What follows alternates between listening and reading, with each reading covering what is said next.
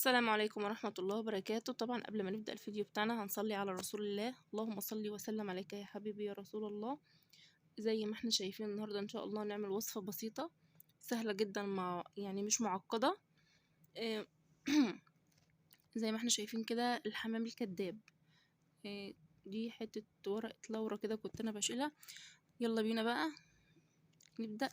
يا بركة بسم الله. اول حاجة جبت كده معلقة زبدة صغيرة، قطعت فيها بصلاية وسط، ورحت تبلتها كده زي ما احنا شايفين بالشكل ده، ونزلت عليها بشوية رز. طبعا انا كنت غسلاهم ونقعاهم عشان بس ما ياخدوش مني سوا كتير، وهفضل اشوح كده في شوية الرز مع البصلاية. انا عايزة اقول لكم بقى انا لسه محطتش اي توابل ولا اي حاجة. كانت الريحة بصراحة جبارة، يعني ايه حاجة كده، اللهم بارك.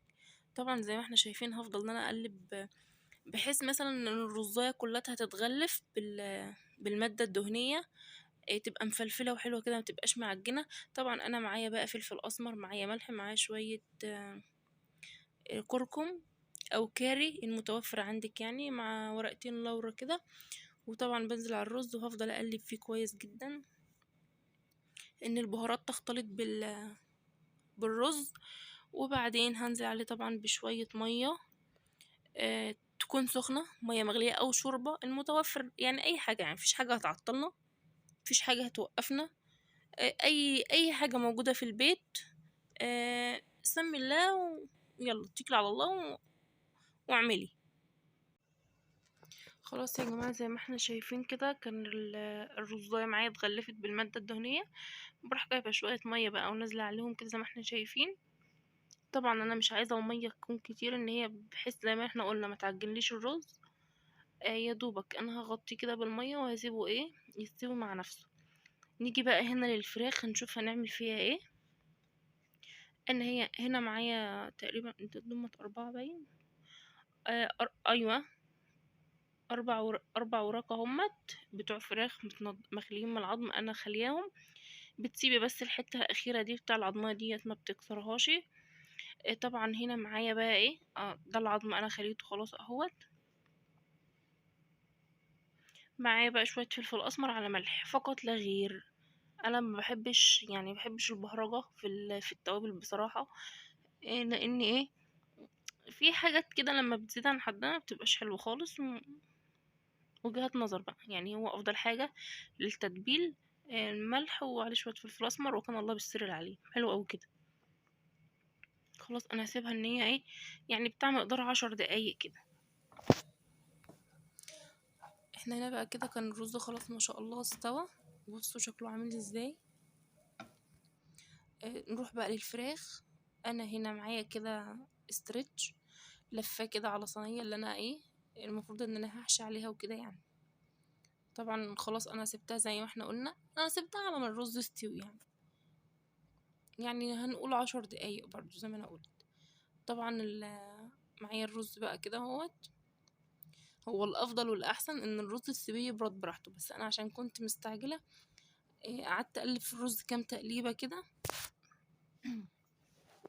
يعني يعني بطلع منه البخار بقدر الامكان. طبعا زي ما احنا شايفين كده انا هحط الرز كده زي ما احنا شايفين، وهبدا بقى ان انا الفها بطريقه محكمه، والفها بالاسترتش طبعا علشان ان هي ما تفكش مني او حاجه يعني. زي ما احنا شايفين كده. طبعا عاوزه اقولك لو انت وصلت معايا الفيديو لحد هنا، اتمنى طبعا يعني وجودكم طبعا كلكم على دماغي من فوق ومشرفني. اتمنى ان انت تعملي لايك وتعملي لي اشتراك لو انت مش مشتركه عندي في القناه، عشان يوصل، وتفعلي زر الجرس طبعا اهم حاجه عشان يوصلك كل جديد مني. طبعا انا هنا كنت لفيتها وهي كانت بالمنظر اللي احنا شايفينه ده. طبعا انا هسيبها بقى كده لحد ما اخلص بقيه الكميه. وكنت كمان عامله هنا بطاطس شيبسي، كنت نقعاها يعني في ميه بملح بليمون وخل كده، ميه ساقعه. خلاص انا كده هنا كنت خلصت الكميه كلها. طبعا هحطها بقى في حله، هحط ميه يعني في حله كده كاني عادي، كاني هسلق فراخ، كاني هسلق لحمه، عادي خالص. آه اللهم صل على سيدنا محمد. ان كنت هقول اه المية هحط فيها بقى ورق لورا، هحط فيها بصلة، هحط فيها طماطم، زي ما انا قلت كده كأني بسلق شوربة، بسلق لحمة بالظبط، زيها زي اي شوربة. خلاص زي ما احنا شايفين بالطريقة دي كده. طبعا هبدأ بقى ان انا انزل بالفراخ معايا. ما تخافوش يا جماعة، الاسترتش ما فيش منه اي ضرر، ولا هيتفك ولا هيسيح ولا اي حاجة من الكلام ده، زي ما احنا شايفين كده. طبعا بقى اسيبها تستوي، بس هتاخد غلوة بس على النار، بعد كده اسيبها تستوي براحتها مع نفسها على نار هادية. هنا خلاص انا كنت بوريكم ان هي خلاص استوت اهيت ما شاء الله. والله يا جماعة الريحة بجد كانت جميلة جدا.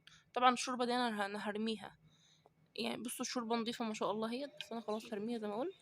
وده كان الشكل النهائي طبعا بتاع الرز. عملت رز بالخلطة جنبها، وقليت البطاطس، وعملت شوية سلطة كده وشوية مخلل مع شوية طحينة كده. بصراحة كانت أكلة روعة روعة روعة. أتمنى تعجبكم وأكون ضيفة خفيفة دايما يا رب. وزي ما قلت لكم يا ريت تعملوا لايك، وما تنسوش طبعا ان انتوا تشتركوا عندي في القناة. وان شاء الله اشوفكم على خير في وصفة جديدة.